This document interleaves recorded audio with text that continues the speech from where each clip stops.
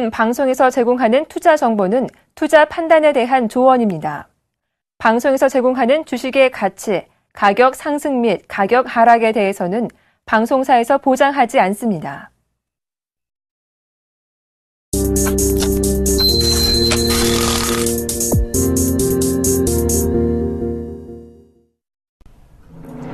시청자 여러분 안녕하십니까? 출발 증시와이드 2부의 김동현입니다. 전일 코스피 지수는 소폭 하락 출발했으나 엔화 약세가 진정되고 아시아 증시가 상승한 데 힘입어 반등하면서 전강 후약의 장세로 상승 마감했습니다. 기관과 프로그램의 순매수세가 유입되면서 지수 반등을 이끌었는데요. 코스닥 지수 역시 외국인이 600억 원 이상 순매수하면서 상승 마감했습니다. 오늘 글로벌 증시도 미국과 유럽 모두 기분 좋게 상승 마감하는 모습을 보여줬는데요. 우린 오늘도 전일의 상승 흐름 이어갈 수 있을지 또 어떻게 대응하면 좋을지 저희 출발 증시와이드와 함께해 주시기 바랍니다. 출발 증시와이드 2부 먼저 준비된 주요 코너들부터 함께 살펴보시죠.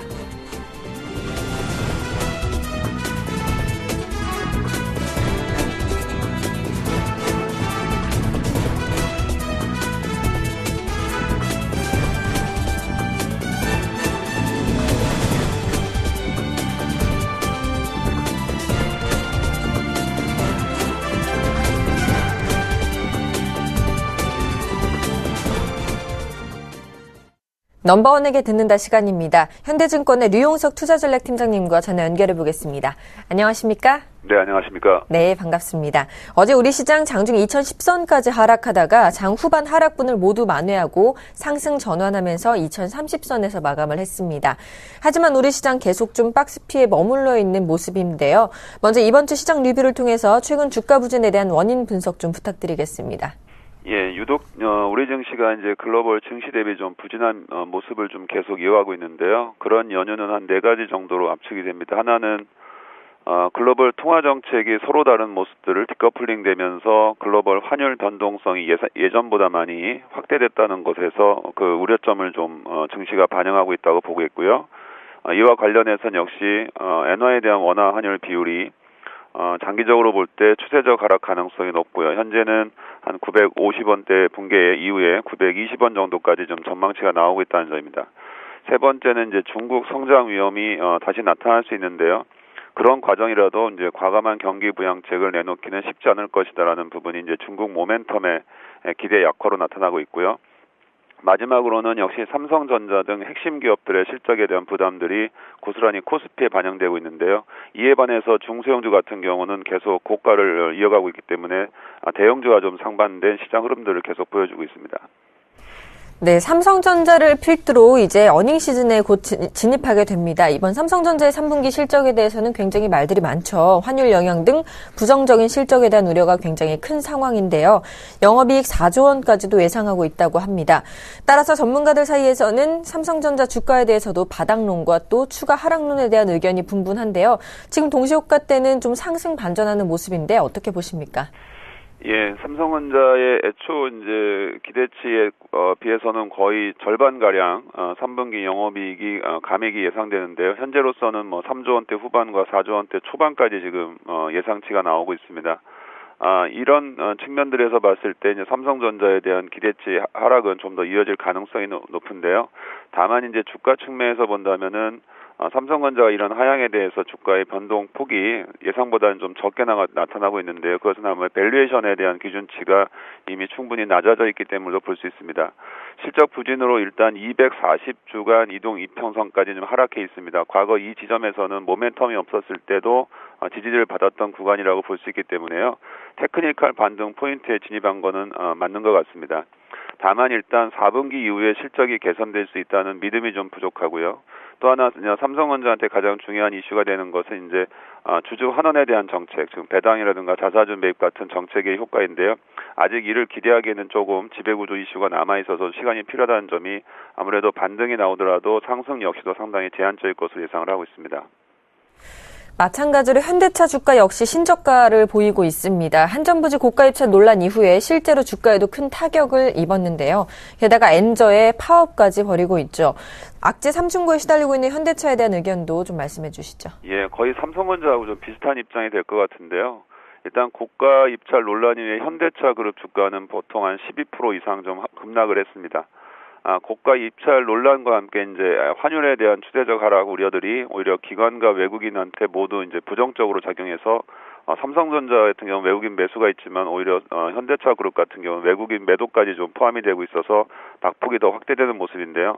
일단 현대차의 변동성은 과거에도 보면 악재에 대한 대형주의 변동성이 통상 마이너스 한 15% 수준이었다고 본다면 추가적으로 한 3% 정도에서 3-4% 정도의 변동성이 있을 것 같습니다. 이후에는 주가는 일단 하방 경직성을 보일 것 같은데요. 역시 현대차 그룹의 가장 핵심적인 것은 역시 환율 변수가 아닌가 이렇게 보는데 일단 환율 진정 여부에 따라서 현대차 그룹의 이제 반등 포인트도 결정이 되지 않을까 이렇게 보고 있습니다. 자, 이렇게 대형 수출주들이 부진한 흐름을 보이고 있는 동안 중소형주 쪽으로 투자 매기가 쏠리고 있습니다. 코스닥은 비교적 좀 완만한 성장세를 보였죠. 앞으로도 이런 현상은 언제까지 지속될지 궁금하고요. 또 중소형주 내에 주목해야 할 업종이 있으면 좀 소개 좀 해주시죠. 예, 밸류에이션이나 어떤 이익 성장 측면 이런 것보다 사실 중요하게 되는 게 유동성의 방향성 흐름들이 제일 중요한데 역시 외국인 매수냐 아니냐에 따라서 지수가 결정되듯이 시장 내부적으로도 대형주로 자금이 이동하느냐 그렇지 않느냐에 따라서 중소형주의 상대적 강도가 결정이 되는데요. 현재와 같은 흐름이라면 일단 중소형주가 상대적 우위를 더 높여갈 가능성이 높습니다. 특히 중형주 같은 경우에는 상대적으로 다른 소형주나 대형주보다도 3분기 이익에 있어의 상대적 우위를 점하고 있기 때문에 중형주에 대한 관심이 더 높을 것 같은데요. 이와 관련해서 좀 본다면은 중형주 섹터에 해당되는 업종들을 본다면은 제약업종과 바이오업종, 특히 제약업종이 코스피에서는 중형주의 섹터에 해당이 되겠고요. 통상 우리가 자산이 많은 중형 기업들에 대한 관심이 높은데요. 이런 자산주 관련 기업들이 또 중형주를 많이 포진하고 있습니다. 그 밖에도 건축 자재 기업들이라든가 소프트웨어, 인터넷 기업들이 중형주에 있다는 점에서 보면은 중형주의 상대적 강도는 이어질 가능성이 높다 이렇게 보고 있습니다. 네, 마지막으로 다가오는 어닝 시즌을 대비해서 대형주와 중소형주에 대한 각각의 투자 전략 좀 제시해 주시죠. 예, 대형주 대해서는 어제 단통법 이슈에서 분리하는 얘기가 있었지만 통신주가 여전히 모멘텀에서 제일 강하게 형성되고 있다는 점에서 저가 매수 유입은 꾸준히 나올 가능성이 높고요. 그다음에 한전과 같은 한전 KPS 유틸리티 기업들이 좀 배당이라든가 다른 이슈에서 좀 우위를 점할 것으로 보여집니다. 그 밖에 이제 중소형주 내에서는 앞서 말씀 제약업종 외에도 모바일 게임이라든가 전자상거래 업체 그리고 전자결제 그리고 의료업종이나 화장품, 유아용품 이런 중국과 관련주 주식들도 내수나 중국 성장에 대한 기대감을 반영해서 꾸준한 상승을 보일 가능성이 높다 이렇게 보고 있습니다. 중국 관련주들의 흐름이 앞으로도 계속 좋을 것이다라고 말씀해 주셨네요. 지금까지 현대증권 류용석 투자전략팀장과 함께했습니다. 도움 말씀 감사합니다. 네, 감사합니다.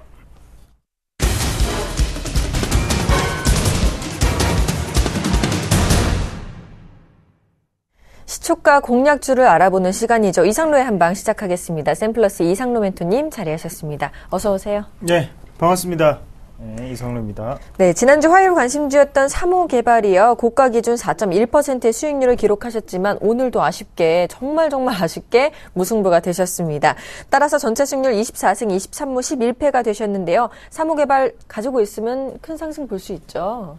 오늘 지금 동시호가 상황 자체 지금 6% 정도 갭 상승이 나오고 있죠. 네. 자, 화면 한번 같이 보겠습니다. 네. 자, 화면 보시면 6% 정도 지금 갭 상승이 조금 나오고 있는 상태고요. 무난하게 올라갈 수 있는 그런 자리입니다. 사실상 이게 우리가 조금 아셔야 되는 게 자, 주가 움직임을 우리가 한번 같이 볼게요. 제가 추천을 해드리고 난 다음에 곧장 올랐습니다. 곧장 이렇게 오르는 모습인데 자, 8% 부족했습니다. 부족해서 다시 한번 빠지는 모습이었고, 우리가 주가 추이를 다시 한번 더 크게 한번 보시면 어때요? 하단권에서 지금 대세 상승으로 돌아서고 있는 그런 상태입니다. 그 말은 무슨 말이냐면, 이유 없이 이렇게 올리진 않거든요. 이유 없이. 그때 이유가 뭐가 있었죠? 사모개발 같은 경우에는 2014년, 그리고 2015년에 수주 완공에 대한 부분이 상당히 많이 남아 있었죠. 자, 수주 완공이 되면 계약에 대한 금액, 잔금을 받을 수가 있습니다. 자, 그렇게 따진다면 당연히 사모개발 같은 입지의 회사 같은 경우에는 상당히 유리한 입지를 선정을 할 수가 있다는 거죠. 그리고 그게 일반적인 우리가 민간 사업으로 진행되는 부분이 아니라 바로 국가기관에서 진행되는 사업이었죠. 그래서 고속도로라든지 아니면 터널 공사라든지 이런 부분이었기 때문에 재무도 상당히 탄탄하게 바뀔 수 있다는 점이죠. 그러면 주가 자체도 그대로 반영을 하면서 지금은 1차적인 파동으로 인해서 지금 이런 상승을 보였다만 지금 점점 이런 식으로 다시 올라갈 수 있는 파동이 나타날 수 있습니다. 그래서 지금 정별 초입이기 때문에 우리가 강력하게 홀딩을 하시고요. 시세 자체를 상당히 많이 갈 수 있는 종목입니다. 그래서 짧게 보지 마시고 좀 더 길게 보시면 좀 더 즐거운 계좌 수익이 늘어나시지 않을까 그렇게 말씀을 드리겠습니다. 알겠습니다. 이렇게 사무개발 AS 들어봤고요. 오늘 장 시초가 5%는 어떤 종목 준비해 오셨나요? 예, 제약주 가지고 왔는데요. 대한약품 한번 같이 보겠습니다. 제가 원래 준 자료 화면을 조금 준비를 했었는데 보니까 깜빡했어요. 깜빡해서 제가 오늘은 말로써 설명을 드리도록 하겠습니다. 자, 대한약품 같은 경우에는 의약품 생산 전문 업체입니다. 거기에 대한 매출 비중을 우리가 보실 필요가 있는데요. 자, 매출 비중이 딱 두 가지로 나뉩니다. 자, 첫 번째는요, 우리가 일반적으로 얘기하는 수액제. 자, 수액제 혹시 아시나요? 병원 가면 링거를 맞죠? 그 수액제입니다. 그래서 우리가 포도당이죠. 포도당을 생산하는 업체입니다. 그래서 이 포도당을 생산하는 업체는 국내에 3가지 업체가 있고 그 중에 국내 이 3가지 업체들이 과점 시장을 형성하고 있는 상태입니다. 자, 그러면 과점 시장을 형성하고 있다는 것은 그만큼의 꾸준한 실적적인 안정성을 나타낼 수 있다라고 우리가 해석할 필요가 있겠고요. 자, 두 번째는 뭐냐면 그 포도당 가격 자체가 선진국, 미국이나 일본, 그리고 프랑스, 영국 같은 경우에는 우리나라의 15배에서 14배 가량 가격이 비싸다는 거죠. 하지만 우리나라 같은 경우는 아직까지 상당히 저렴한 가격에 속해 있습니다. 자, 사실 병원에 가서 피곤할 때요, 수액을 한번 맞고 이렇게 하면 그 금액 자체가 뭐 4만원 돈에서 5만원 돈 하죠. 하지만 그 돈 자체가 미국이나 아니면 프랑스, 이런 해외에 나가서, 선진국에 나가서 만약에 그 수액을 곧 맞게 된다면 그때는 60만원, 70만원씩 받는다. 이렇게 생각을 하시면 될 것 같고. 자, 그러면 거기에 대한 가격적인 인상폭 자체가 나타날 수밖에 없는 종목군이죠. 그래서 바닥권에서도 지금 다시 한번 올라오는 모습이 나타나고 있고, 우리가 또 한 가지 좀 더 생각을 해볼 수가 있는 거는, 수액을 맞는 분들이 대부분 다 이제 고령자들입니다. 그럼 인구에 대한 고령화가 넘어갈수록 여기에 대한 수요는 증가할 수밖에 없다는 상태겠죠. 자, 그러면 그런 장점 자체가 지금 주가에 부각될 확률이 상당히 높다라고 말씀을 조금 드릴게요. 주가 추이 한번 같이 보겠습니다. 주가 추이 한번 보시면요. 자, 한번 같이 보겠습니다. 월봉상으로 상당히 많이 올랐습니다. 그래서 2012년부터 지금 갑자기 큰 폭의 상승을 보여왔습니다. 그래서 2012년에 큰 폭의 상승 보이고 다시 2013년에 다시 한번 고점을 찍고 난 다음에 다시 한번 조정 주는 그런 파동인데, 우리가 조금 더 여기에서 자세하게 보실 필요가 있겠는 게요. 이렇게 2013년에 고점을 찍을 때의 실적보다는 지금 현재의 실적이 더욱더 좋습니다. 자, 그게 무슨 말이냐면 인위적인 하락 자체, 기여도 자체를 하고 난 다음에 다시 한번 실적 시즌에 맞춰서 올리고 있다라고 해석을 할 필요가 있다는 거죠. 거기에서 거래량 같은 경우에도요, 밑으로 내려갈수록 어떻습니까? 줄고 있죠. 자, 다시 한번 더 이런 상승장으로 꼬리를 틀 확률이 상당히 높습니다. 거래량의 다이버전스 현상이 이미 나타났던 종목군이고, 자, 주봉 한번 같이 보겠습니다. 주봉을 한번 보시면요. 자, 1차적인 파동 자체 이루어지고 다시 자, 세 번째 파동까지 이루어졌습니다. 그러고 난 다음에 여기에 이 박스권 자체를 다시 한번 지지를 받고 난 다음에 올라가는 그런 모습이거든요. 자, 이 매물권이 두껍다는 것은 그만큼 평균적인 가격대 자체를 지지해주는 심리 자체가 상당히 강하다라고 해석을 할 필요가 있겠고요. 매물권 밑으로 내려갔을 때는 그만큼 올라오기가 힘듭니다. 하지만 매물권 위에서 이렇게 움직인다는 것은 이 매물권이 상당한 지지권으로 형성이 되어 있다라고 해석할 필요가 있겠고, 자, 일봉 다시 또 들어가 보겠습니다. 자, 투매 과정이 나왔습니다. 투매가 누구한테 의해서 형성이 됐죠? 외국인과 기관 두 세력에 의해서 공통적으로 투매가 형성이 됐습니다. 투매가 형성이 되고 난 다음 다시 한 번 더 상승 권역으로 들어갈 때 양매수가 들어왔죠. 자, 자, 여러분 제가 양매수는 매수를 하면 안 되는 포인트라고 말씀드렸습니다. 누군가의 단일 세력이 들어와줘야지 가격이 매집이 되었다라고 생각하실 필요가 있습니다. 자, 그 자리를 기준으로 다시 한 번 더 상승 파동을 올릴 때 지금 다시 한번 외국인이 들어오고 있죠. 이거는 이번에는 다시 한번 외국인에 대한 매집이 되고 있는 그런 종목군이라고 정리를 하실 필요가 있겠고요. 자, 이 자리 자체를 우리가 매수 권역으로 조금 삼아서 5%, 뭐 그 정도야 뭐 맞죠? 쉽게 올릴 수 있습니다. 자, 이 종목 대한약품 오늘 말씀을 드리겠습니다. 자, 대한약품 지금 현재가가요. 18,800원, 850원 형성되는데 뭐 무난하게 시초가 체결이 될 것 같고요. 거기에 대해서 플러스 5% 1차적인 목표가입니다. 꼭 기억하시고. 자, 그러면 손절가는 어떻게 대응하실 거냐면 손절가는요, 하단에 18,000원대 손절가로 대응을 해 주시길 바라겠습니다. 여기에 대한 자세한 AS 오늘 공개방송 열어놨습니다. 들어오셔가지고 제가 추천한 종목 혹시나 나는 손해를 보고 있다. 근데 그런 종목이 없었죠. 아니면 이익을 보고 있다. 이런 분들은 오셔서 칭찬해 주세요. 칭찬은 고래도 춤추게 하죠. 자, 오늘 대한약품까지 말씀드리도록 하겠습니다. 네, 이렇게 샘플러스 이상로 멘토와 함께 오늘장 시초가 공략주 대한약품까지 들어봤고요. 이번 주에는 강연회도 준비하셨다면서요? 예, 맞습니다. 2014년 대망의 9월 28일 우리 투자증권 오목교역 있는데 목동 지점이죠. 거기에서 1시부터 제가 강연을 합니다. 오셔가지고 제가 항상 가면 종목을 항상 한 개씩 드려요. 대신 어떤 종목을 드리냐면 20%가 단기간에 갈 수 있는 종목을 항상 드립니다. 그래서 그거 꼭 받아가시고 그리고 우리가 함께 커뮤니케이션을 나눌 수 있는 공간이니까 오셔가지고 궁금했던 점 많이 물어보시고 노하우도 배워가시는 시간 가졌으면 좋겠습니다. 뭐 지하철 이용하셔도 되고요. 아니면 버스를 타고 오셔도 되고 자가용 타고 오셔도 주차장 완비돼 있죠. 걱정하지 마시고 꼭 참석하시기 바라겠습니다. 네, 지금까지 샘플러스 이상로 멘토와 함께 오늘장 시초가 공략주 들어봤습니다. 도움 말씀 감사합니다. 예, 고맙습니다.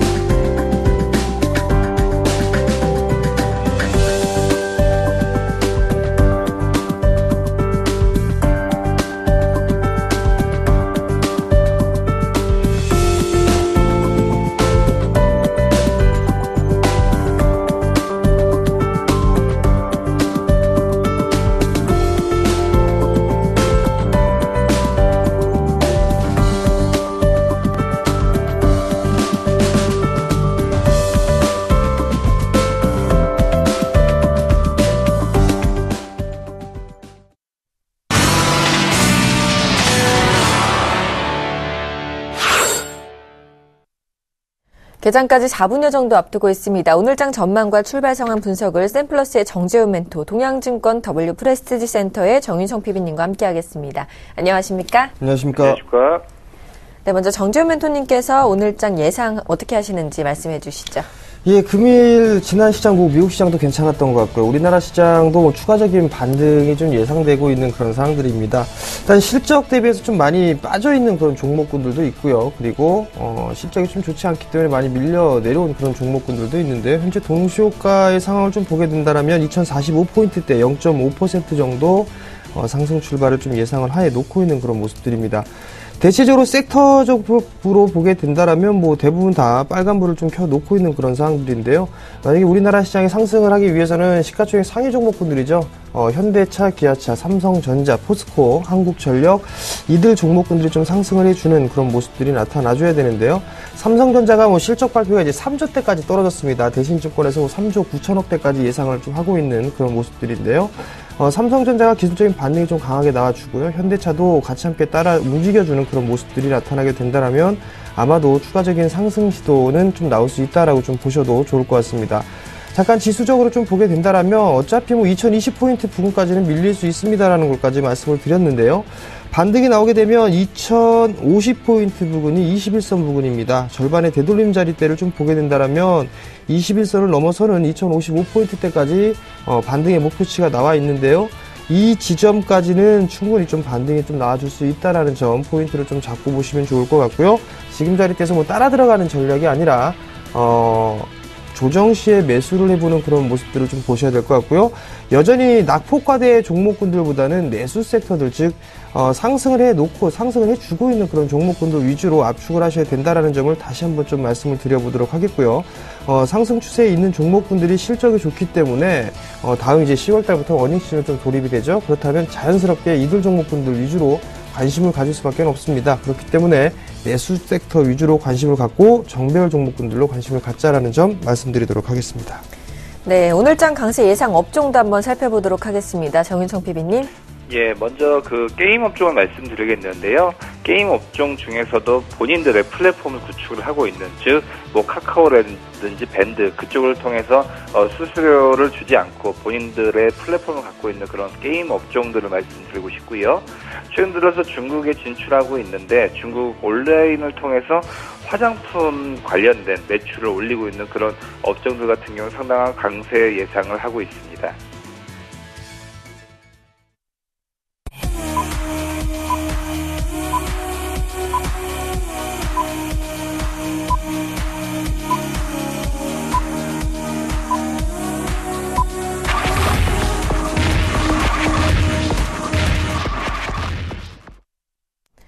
(9월 25일) 목요일 우리 시장 시작을 했습니다. 자, 개장 분위기부터 한번 살펴보겠습니다.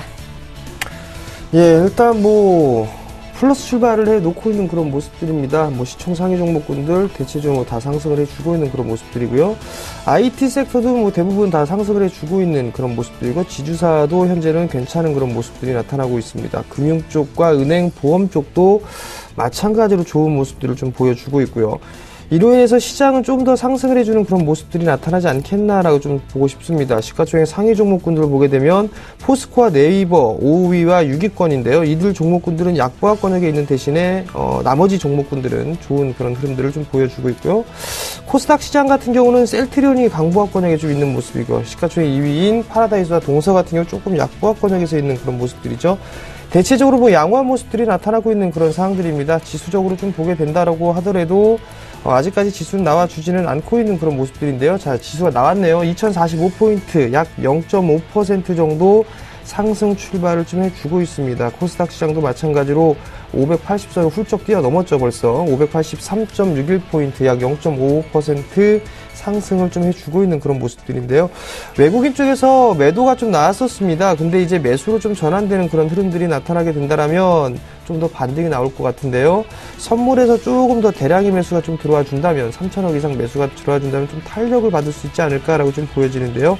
지금 현재 수급적인 부분들, 장 초반이지만 외국인은 매도 출발을 좀 해주고 있는 대신에 기관 쪽에서 매수가 좀 유입이 되고 있는 그런 모습들입니다.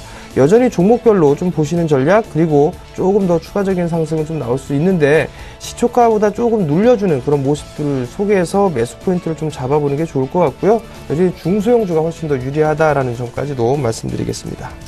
알겠습니다. 이렇게 개장 분위기 살펴봤는데요. 우리 증시 모두, 양시장 모두 상승 출발하는 모습입니다.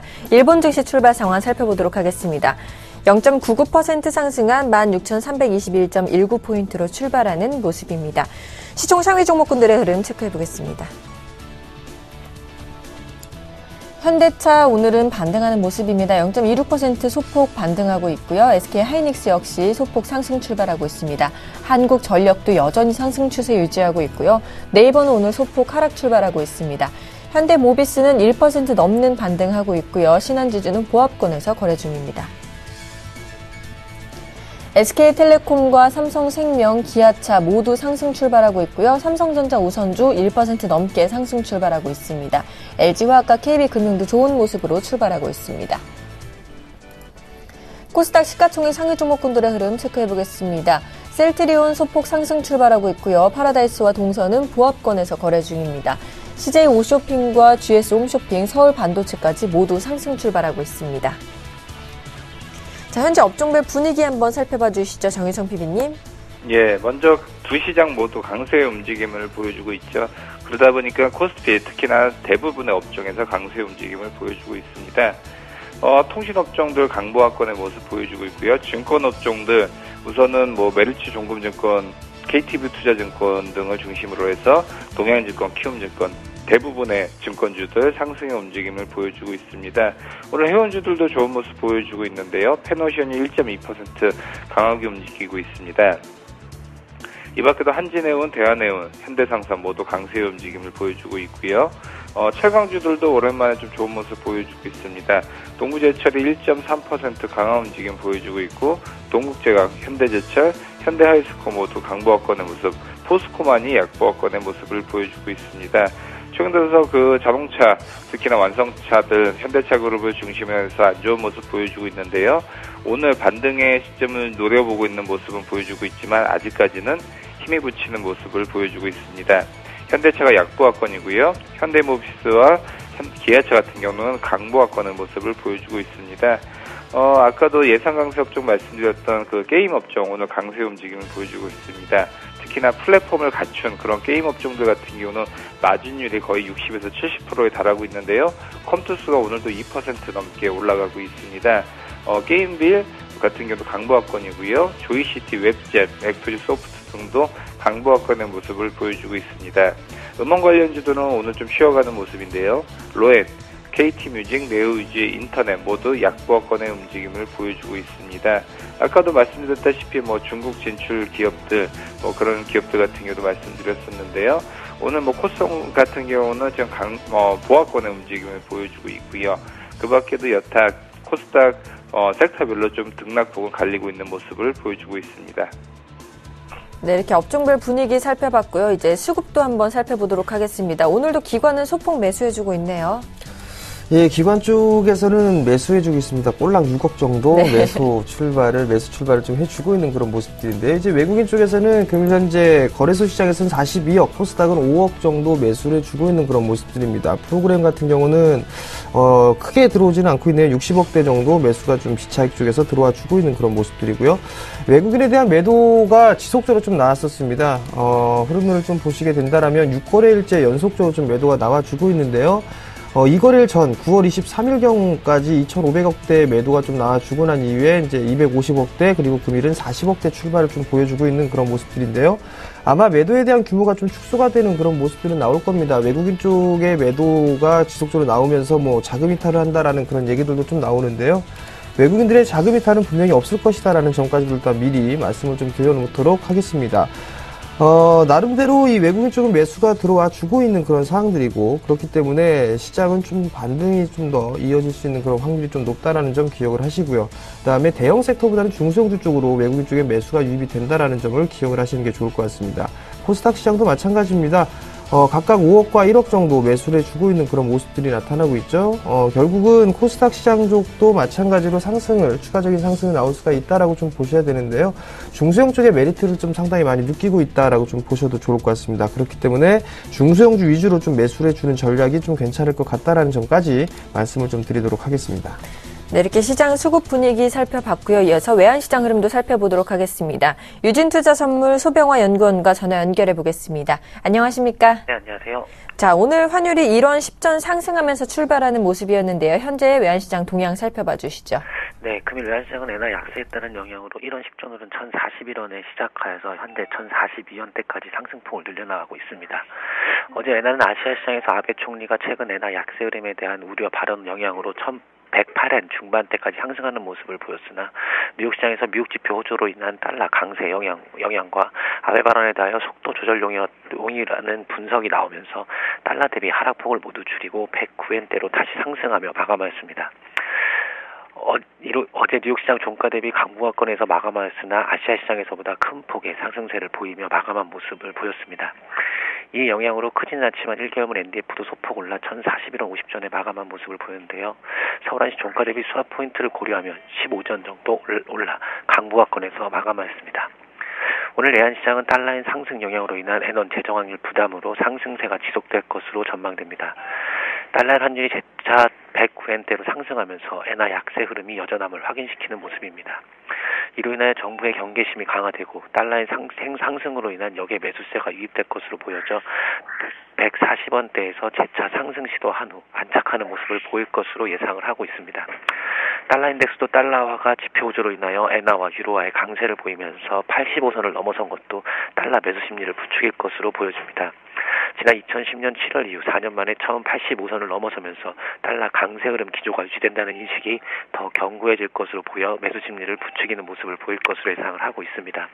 다만 월말 내고 물량이 1,040원대 초중반에서 활발하게 유입되고 있는 만큼 달러 강세로 인한 상승세는 1,040원 중반대에서 제한될 것으로 예상을 하고 있습니다. 최근 달러 강세 흐름 속에서 또 1,040원 초중반에서 내고로 상승세가 번번이 막힌 만큼 매수 세력도 1,040원대에서 심리가 위축될 것으로 보고 있습니다. 따라 금일 외환시장은 달러 강세로 인하여 1,040원대 진입 후 상승폭을 늘려가는 모습을 보이겠으나 내고 유입량에 따라서 상승폭이 제한되는 움직임이 될 것으로 예상되며 달러의 움직임에 민감하게 반응하는 분위기가 다시 조성되는 모습을 보일 것으로 예상을 하고 있습니다. 금일 예상 레인지는 1,036원에서 46원 사이로 보고 있습니다. 지금까지 유진투자선물의 소병화 연구원과 함께 외환시장 동향 살펴봤습니다. 오늘 말씀 감사합니다. 네, 감사합니다.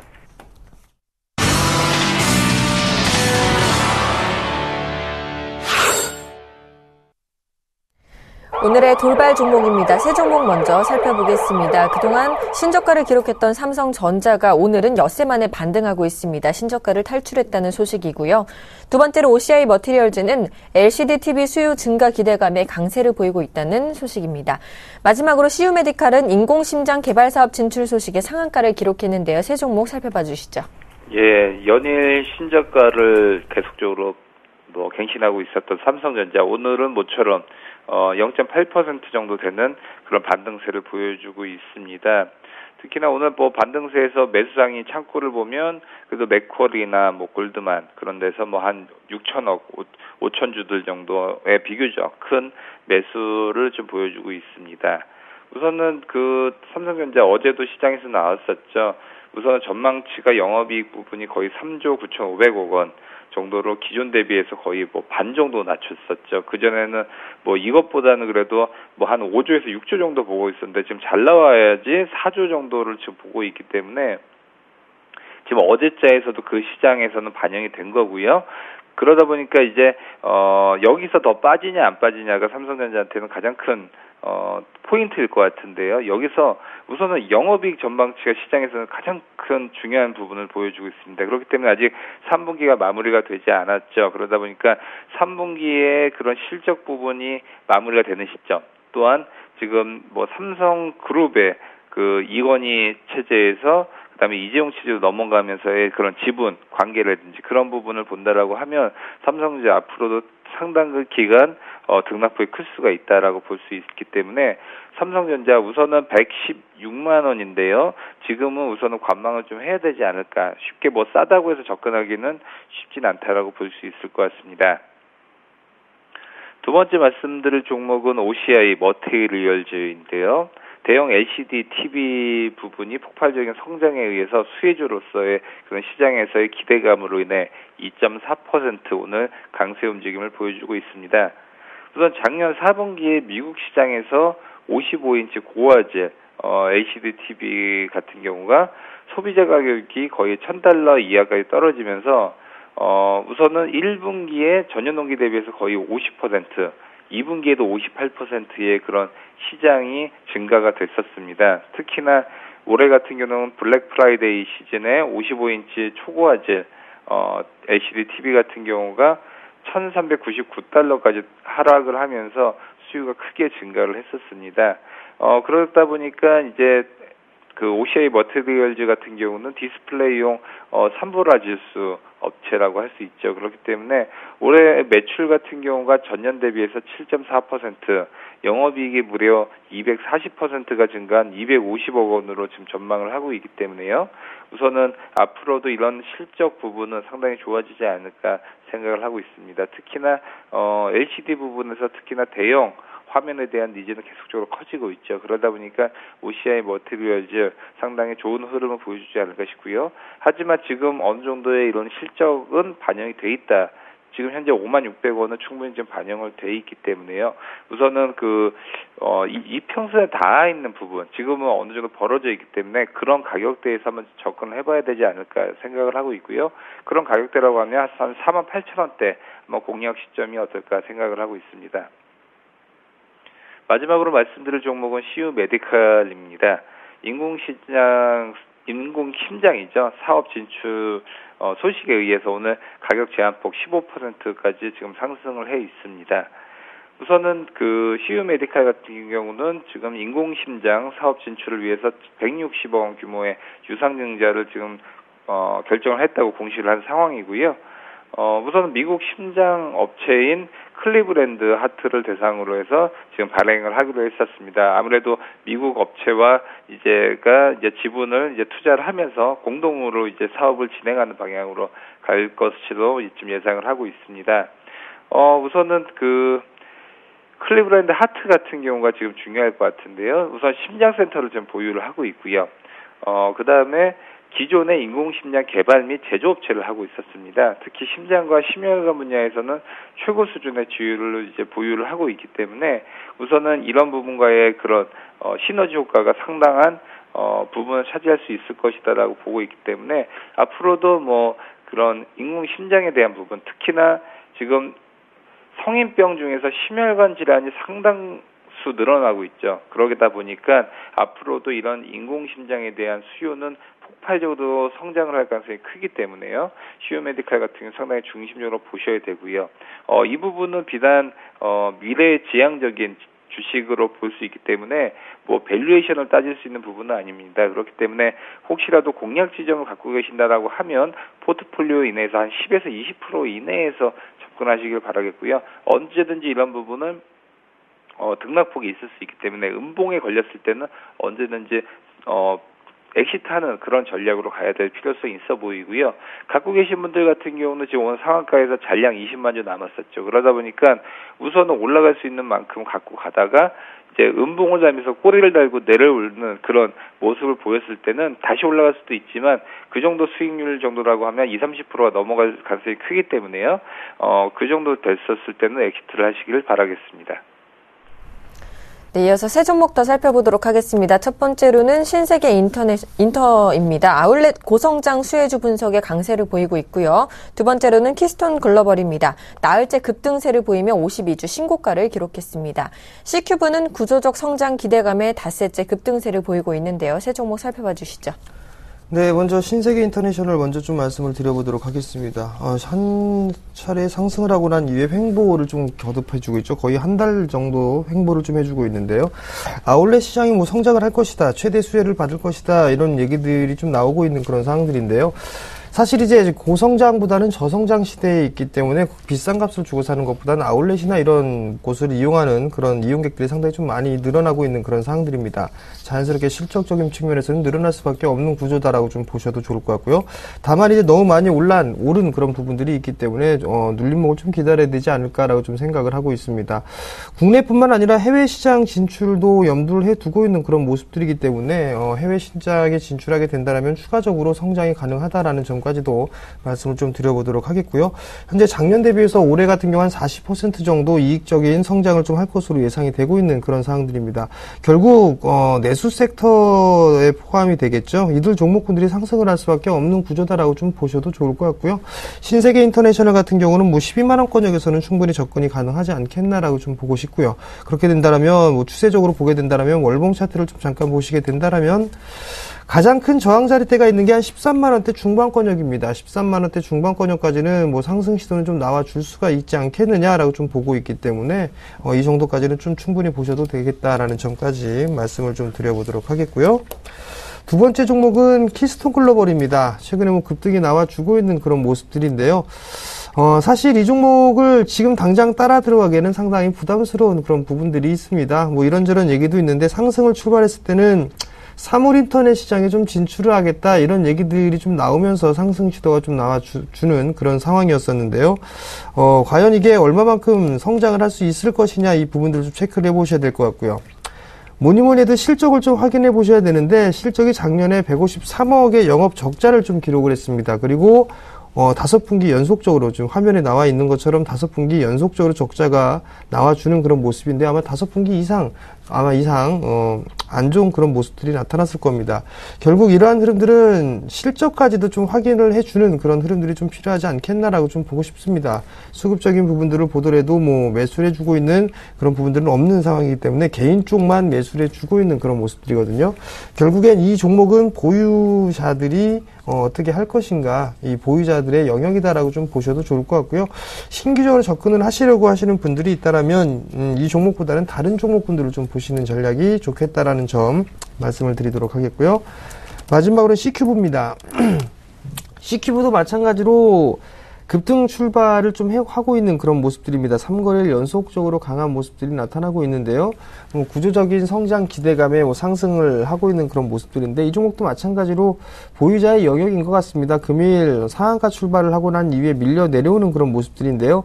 보통 이들 종목군들 같은 경우는 오전장엔 좀 건드리는 그런 모습들보다는 분봉을 좀 체크를 해봐야 될 것 같은데요. 잠깐 분봉을 좀 보시게 된다면 8,500원권역의 저점을 기록을 해주고 난 이후에 지금 밀려 내려오는 것보다 횡보를 좀 해주고 있는 그런 모습들이거든요.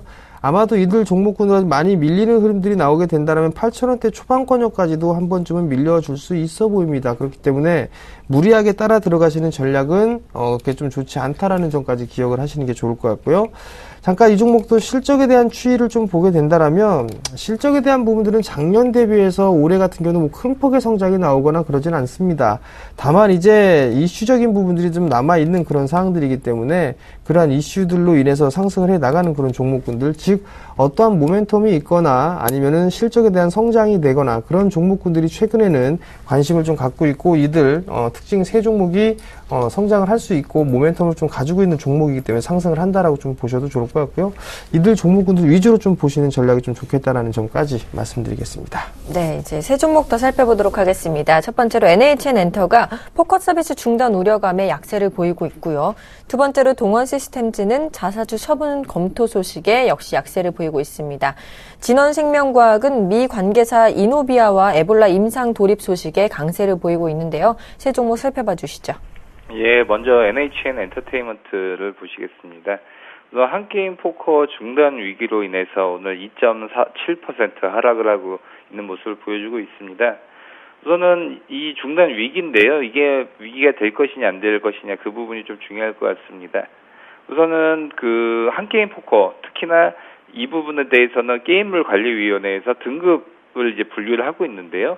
이 부분에 대해서 등급 분류를 받아야 되는데 지금 등급 분류 취소 안건은 지금 상정할 예정으로 되고 있기 때문에 최악의 경우에는 게임 서비스가 중단될 위기에 좀 처해져 있는 상황입니다. 여기서 가장 중요한 부분이 한게임 포커의 땡값 시스템인데요. 이 땡값 시스템이 뭐냐면 게임당 한 판당 걸 수 있는 게임머니가 한도가 3만 원인데요. 땡값으로 추가로 이 게임머니 외에 또 돈을 더 걸 수 있는 그런 부분 때문에 지금 게임물관리위원회에서 이것을 중심으로 해서 지금 좀 태클 아닌 태클이 좀 들어오는 그런 모습을 보여주고 있고요. 우선 기존의 한게임 포커 같은 경우는 NHN 엔터테인먼트 매출에서 20에서 30%가량을 차지를 하고 있죠. 꽤 많은 부분을 차지를 하고 있기 때문에 이 부분이 만약에 적게 되면 막대한 타격으로 있을 것으로 보여지고 있습니다. 근데 오늘 호가를 보면 장 초반에 이 뉴스가 나오면서 거의 뭐 마이너스 4.6%까지 갔다가 지금 마이너스 2.3%까지 좀 바운딩을 주고 있거든요. 이 부분을 본다라고 하면 우선은 그 부분이 뭐 그런 땡값 시스템으로 인해서 이게 취소까지 나오기는 쉽지 않나라고 지금 시장에서 반응을 하고 있는 것 같습니다. 오히려 이 부분은 좀 적극적으로 저가 매수로 좀 보고 있는 경우가 좀 많아지는 것 같기도 합니다. 그렇기 때문에 이 부분은 좀 우선 확인을 하고 넘어가야 될 필요성이 있어 보이고요. 이런 부분 뺀다라고 하면 NHN 엔터테인먼트 최근에 뭐 한국 사이버 결제 인수를 통해서 현재 뭐 마트 효과다, 마셜 효과다라고 해서 국내외 1위 기업들 특히나 모바일, 전자상거래, 결제 시스템 관련 회사들 같은 경우가 M&A를 통해서 활발하게 움직이고 있습니다. 그런 부분에서 하나로서도 NHN 엔터테인먼트와 결제 회사를 통해서 비단 국내에서는 이렇게 지금 뭐 규제라든지 그런 부분이 되고 있지만 글로벌적으로 넘어가면 우선은 상당한 경쟁력이 있는 회사다라고 라고 볼 수 있을 것 같고요. 두 번째는 모바일 게임 중에서도 상당 부분 NHN 엔터테인먼트 같은 경우는 포진이 돼 있기 때문에 여러 가지로 보면 상당히 장기적으로는 반드시 포트폴리오 내에서는 편입을 하면 좋은 회사다라고 볼 수 있을 것 같습니다. 두 번째 말씀드릴 종목은 동원 시스템즈인데요. 오늘 마이너스 7.6% 하락을 하고 있습니다. 자사주 처분 우려로 인해서 좀 급락의 움직임을 보여주고 있습니다. 우선은 그 시장 유통 물량 해소 및 거래 활성화를 위해서 보유주인 자기 주식의 처분을 검토 중이라고 좀 얘기가 나오고 있고요.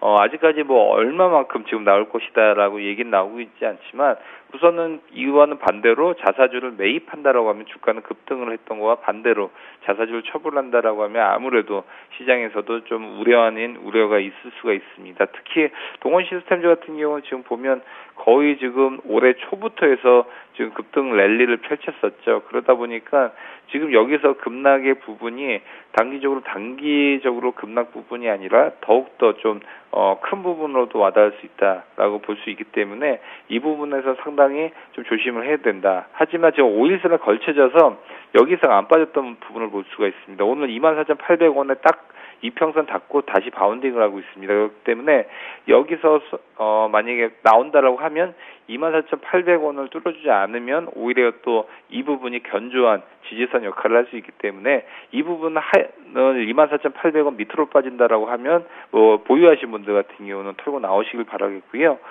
그렇지 않다라고 하면 이 부분은 또 더욱더 차트적으로만 보더라도 지금 거래량과 이평선을 잘 타고 가고 있다라는 부분은 이 지지선이 받쳐준다라고 하면 이 상승 추세는 또 더욱더 좀 견조하게 움직일 수도 있다라고 볼 수 있을 것 같습니다.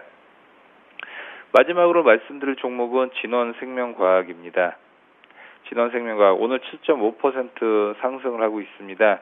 우선은 미국 광기사인 이노비아와 공동으로 에볼라 바이러스 임상 시험에 돌입했다는 소식에 의해서 강세 움직임을 보여주고 있습니다. 이노비아 같은 경우는 국제 DNA 백신 제조업체로 진원생명과학과 공동으로 지금 대상으로 해서 에볼라 바이러스 DNA 백신 임상 시험을 지금 진행하고 있다라고 지금 공식 발표를 하는 상황이고요. 그러다 보니까 아무래도 이렇게 테마에 이제 묶이겠죠. 아무래도 에볼라 바이러스 지금 글로벌적으로 지금 감염자가 늘어나고 있는 시점에서 진원생명과학 같은 경우는 우선은 이것이 시험에 돌입을 했고 이것이 이제 성공을 했다라는 부분은 아직 불확실성이죠. 그러면 이 성공이 또 하루아침에 나온 것이 아니면 그만큼 시간적인 텀이 있지 않습니까? 그 중간에는 이제는 좋든 싫든 이제 에볼라 바이러스 관련된 테마주로서 이제 봐야 될 필요성이 있어 보이고요.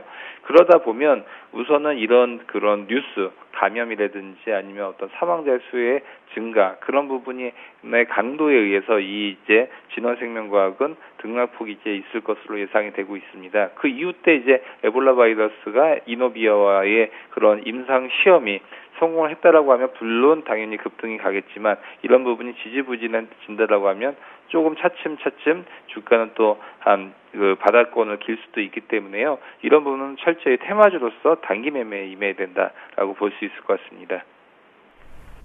네, 이어서 세 종목 더 살펴보겠습니다. 첫 번째로 삼성 SDI입니다. 전일 급락 후에 소폭 반등세를 보이다가 다시 조금 하락 전환했는데요. 이 종목 살펴봐 주시고요. 한진칼은 유상증자 여파에 이틀째 급락세를 보이고 있습니다.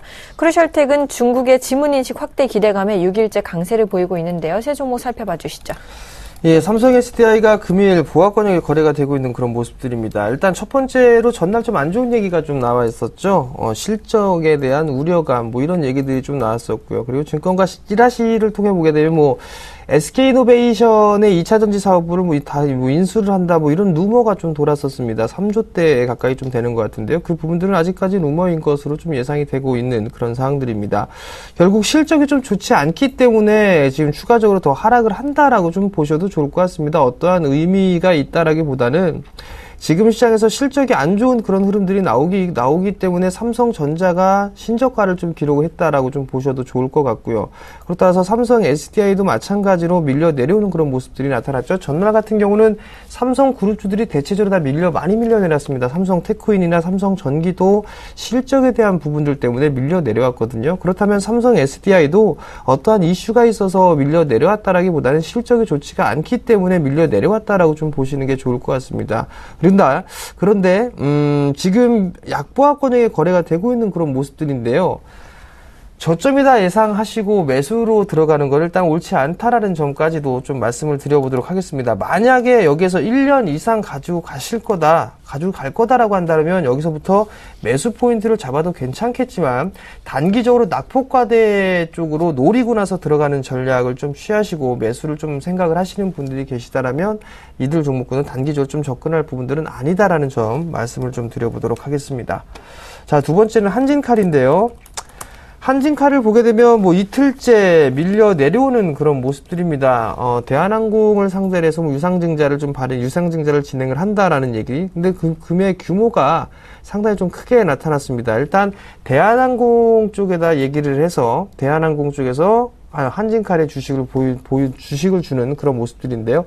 지주사에 대한 흐름들로 이어질 것으로 좀 예상을 하고 있습니다. 단순 논리로만 좀 생각하게 된다라면 1조대가 넘는 유상증자입니다. 그렇다면 한진칼이 전날 양봉이 나올 수는 없었을 겁니다. 전날 같은 경우도 9%대 밀려 내려왔다가 낙폭을 좀 축소를 시켜 놓는 그런 모습이었었고요. 금일 같은 경우 1%대, 1%가 조금 안 되게 약보합권역대에 거래가 되고 있는 그런 상황들인데, 일단 거래량은 좀 감소가 되고 있는 그런 모습들입니다.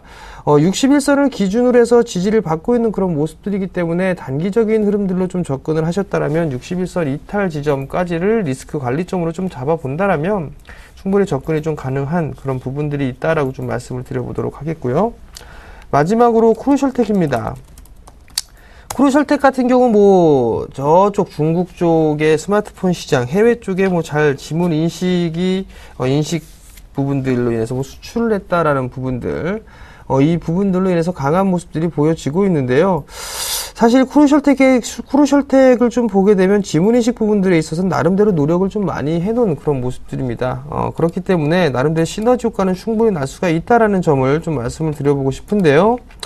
여기에서 이제 확인해야 될 부분들은 아직까지는 실적에 대해서 이 부분들이 뒷받침되어 주지는 않고 있다라는 얘기입니다. 작년 166억이었습니다.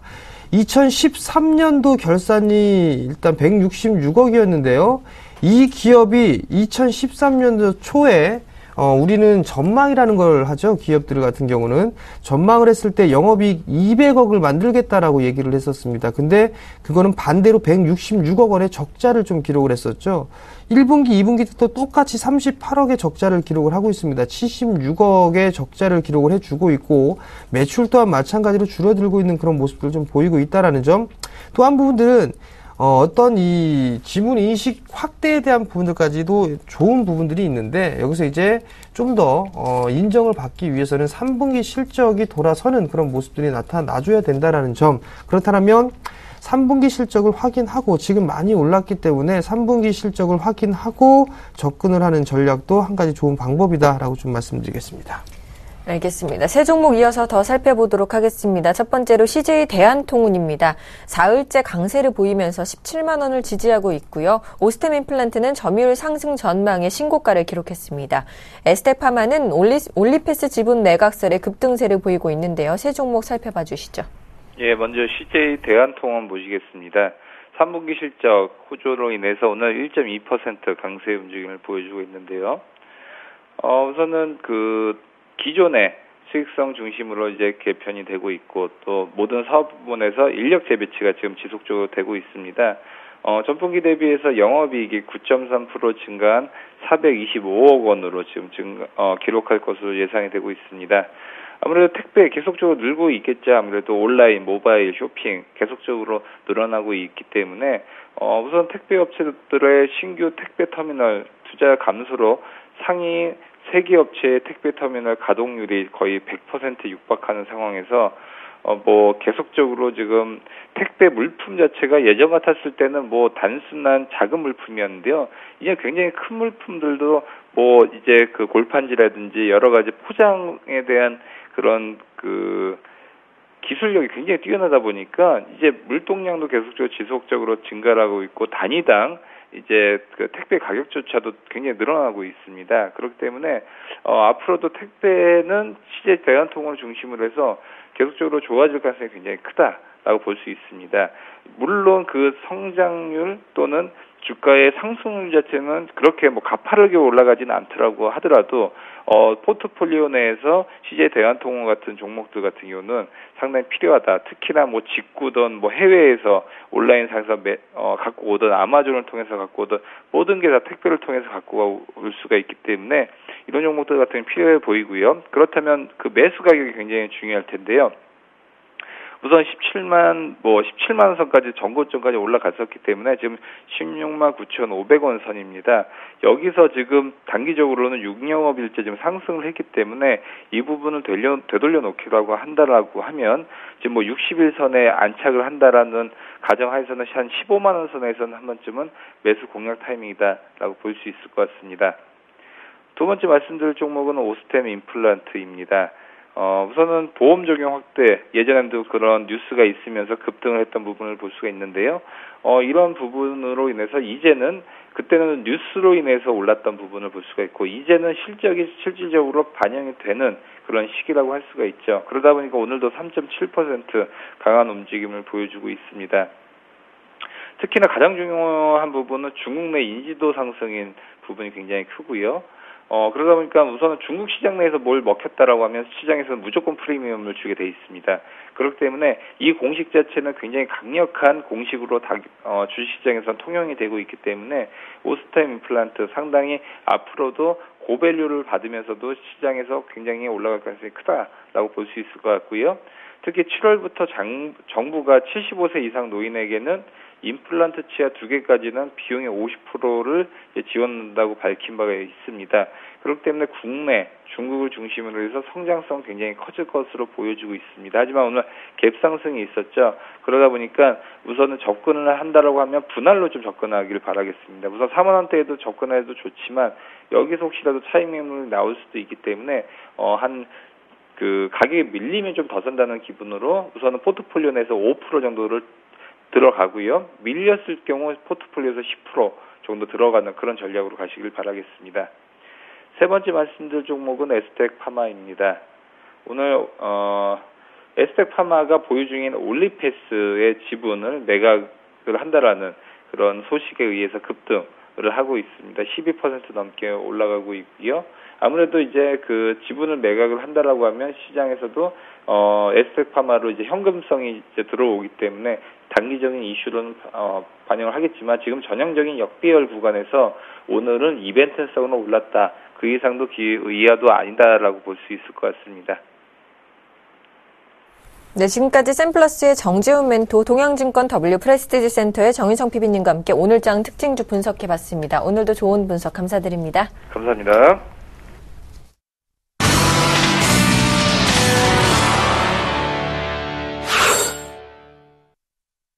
오인의 투자 전략 시간입니다. 먼저 화면으로 전략 함께 만나보시죠. 최희승 차장님입니다. 대형주보다는 중소형주에 지속적으로 관심을 가져보자라고 말씀해 주셨고요. 정영훈 팀장님입니다.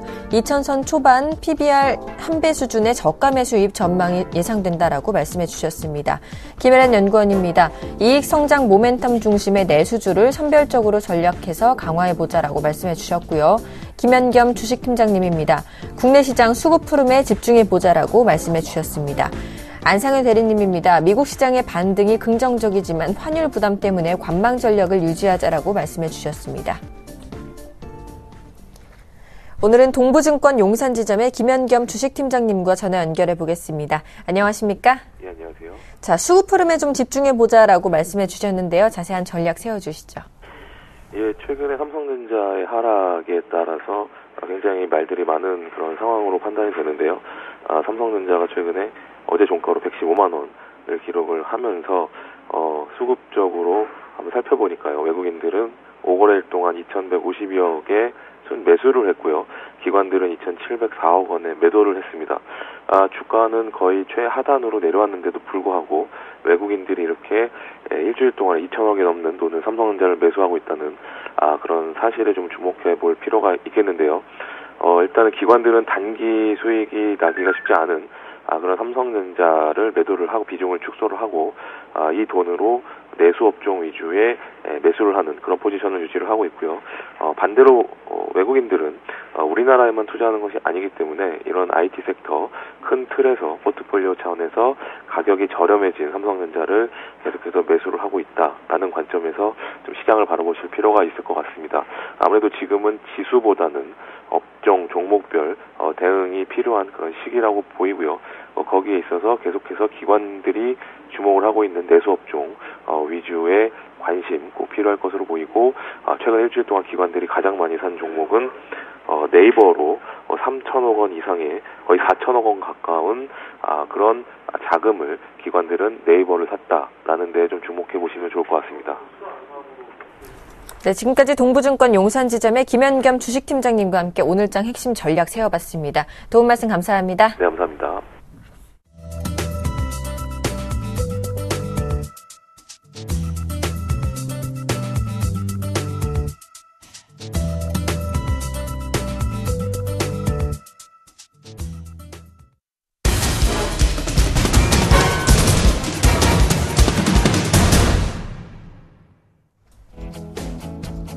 안녕하십니까. 오전장 저가 매수로 오장 역전을 여러분 시간 역전의 맹수 예병군 멘토입니다. 자, 장 출발은 이제 한 30분 정도 지났는데요. 오늘은 시장이 또 강한 동반 상승세를 보이고 있습니다. 전일 동반 상승을 했고 오늘도 강한 동반 상승을 하고 있다는 점. 즉, 양시장이 이렇게 동반 상승, 동반 하락의 모습을 갖고 있다는 것은 여러분들께 분명히 말씀드렸습니다만 시장의 건전성, 투명성을 확보하는 차원이다라는 얘기도 드렸는데요. 그게 정확했던 것 같습니다. 여러분들 꼭 좀 이 프로그램을 통해서 해안들을 잡아 나가시길 다시 한번 당부드리겠고요. 이런 부분들 꼭 좀 참고를 하세요. 여러분들이 시장을 보시는 눈이 약하다면 이 프로그램을 통해서 자꾸 시장을 보는 눈을 키우셔야 됩니다. 그 점 참고하시면 되겠고요. 제가 신문 강좌를 매일 아침에 지금 하고 있습니다. 8시 10분부터 8시 30분까지 온라인을 통해서 강좌를 드리고 있는데요. 제가 화요일 날 신문 강좌에서 탑픽으로 꼽아드렸던 대원화성이 전일 한 4% 되는 급등이 나왔습니다. 그러니까 신문 강좌도 여러분들 신문을 보시면 어떤 종목이 장기 성장성을 가지고 올라올 것이라는 거 명확히 보이기 시작합니다. 그러니까 그런 공부들을 계속 하셔야만 여러분들이 신문을 통해서 뭔가를 찾으실 수 있는 그런 능력, 해안들을 키우실 수 있겠죠. 그런 부분 꼭 좀 참고하시고요. 자, 지난 종목들 좀 살펴보면서 얘기 짚고 넘어가도록 하겠습니다. 역시 장기 성장세를 갖추고 있는 SK 하이닉스가 드디어 이제 다시 4만 5천 원대를 회복했습니다. 그래서 지금도 좀 강한 모습을 보이면서 올라오고 있는 상황이고요. 자, SK CNC 금일 신고가를 또 만들어 나가고 있죠. 25만 5천 원까지, 25만 3천 원까지 찍었네요. 그래서 이런 신고가의 모습들을 형성해 나가고 있다는 것. 즉, CNC가 여러분들 또 다른 지주회사적 성격을 가지고 있고, 전일 제가 수익을 말하다에 통해서 여러분들께 SK의 지배구조에 대해서 얘기 드리면서 SK 최태원 최계원 회장이 가장 많이 들고 있는 쪽이 SK CNC라는 쪽 얘기도 드렸습니다. 그 부분 참고해 보신다면 오늘 급등의 이유도 어느 정도 참고가 되실 거예요. 결과적으로 삼성의 그룹 가계구조도 그리고 또 현대의 그룹 가계구조도를 전일 수익을 말하다 통해서 SK 그룹 가계구조도까지 여러분들께 전부 설명을 드렸어요.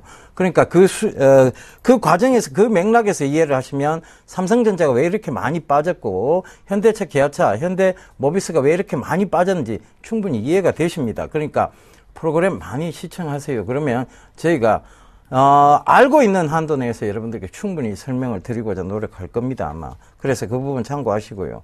자, 샤오미폰 관련주죠. 이노칩이 오늘 신고가를 만들었습니다. 15,500원의 신고가를 찍고 살짝 밀렸는데, 어느덧 이만큼 올라왔어요. 제가 이노칩 제일 탑픽으로 잡아드렸었죠. 샤오미폰 관련해서. 그 부분도 참고를 해보시고요.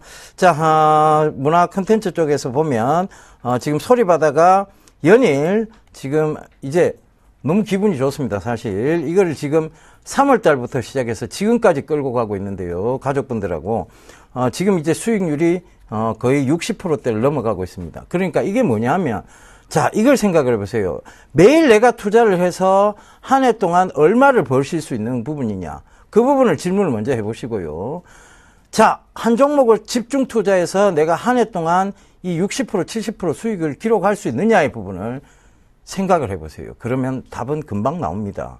그래서 여러분들 왜 강조드렸던 종목이 특히 이런 문화 콘텐츠 관련해서 이런 음원 관련주들, 음원 다운로드가 무형화된 가치에서 유형화된다.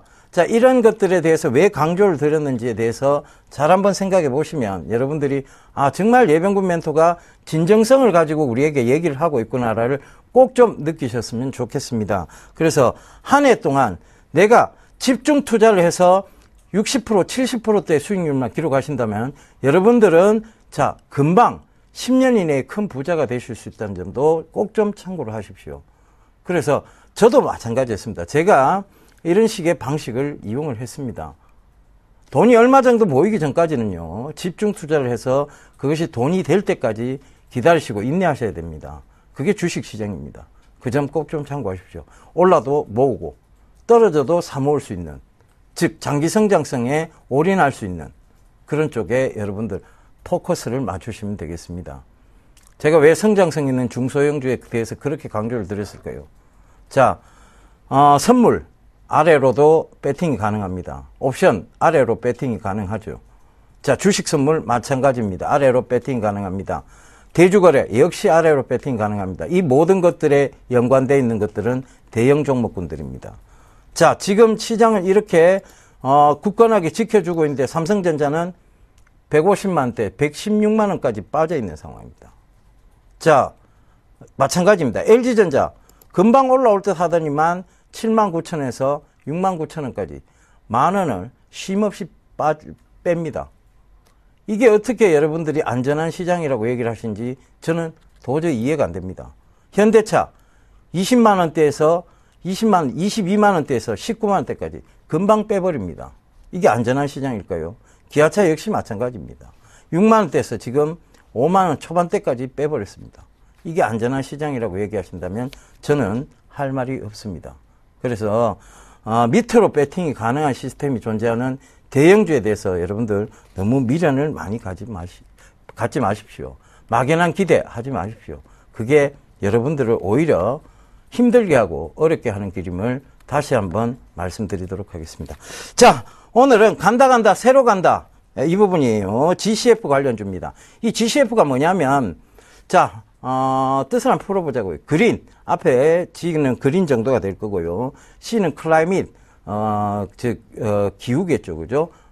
F가 펀드, 그러니까 녹색 기후 연금이라고 보시면 기후 기금이라고 보시면 돼요, 그죠? 이렇게 풀이를 할 수 있는데 이 녹색 기후 기금은 지금 신문 강좌를 통해서 말씀드렸습니다만 지금 연 3일째 이 GCF에 대한 얘기들이 계속 나오고 있습니다. 환경적인 부분이죠. 불편한 진실입니다. 엘고 부통령이 이 불편한 진실을 통해서 굉장히 많은 환경 문제를 대두시켰는데요.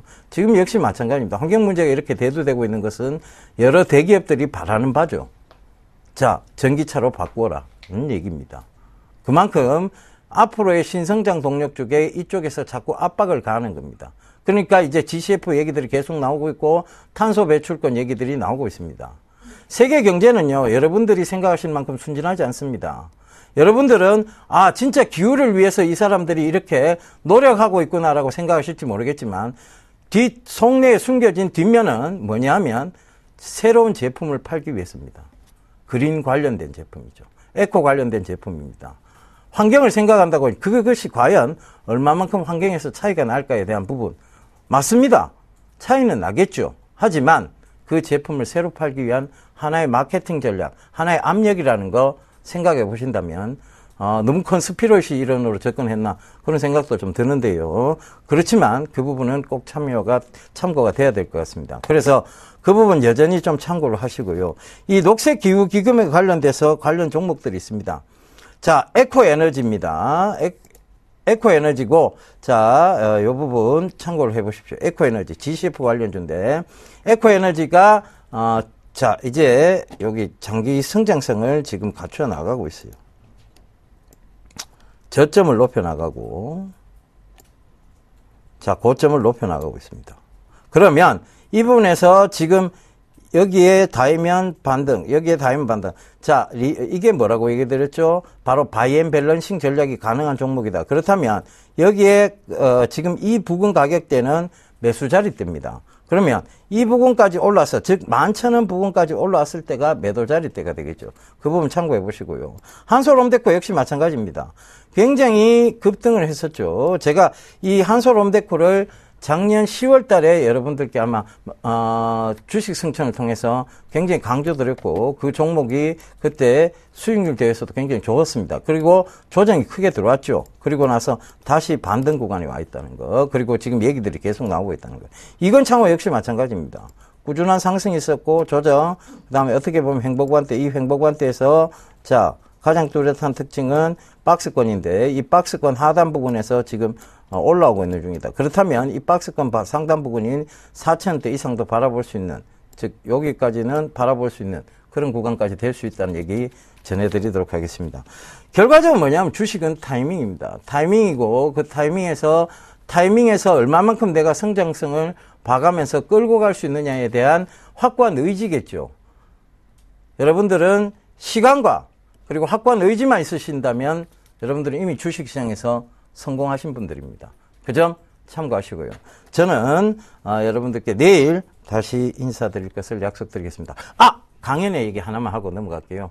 강연회 있습니다. 이번 주 토요일 날인데요. 제가 창원으로 갑니다. 우리 투자증권 창원 WMC에서 개최를 하는데요. 자, 시간은 토요일 날 오후 2시입니다. 그리고 장소는 여러분들 방금 말씀드렸던 장소고, 문의 전화는 1577-7451번입니다. 문의 많이 하셔서 마산 창원에 계신 또 시청자분들은 많이들 와주셨으면 좋겠습니다. 예, 진짜 이제 인사드리고 물러가겠습니다. 감사합니다. 예병군이었습니다.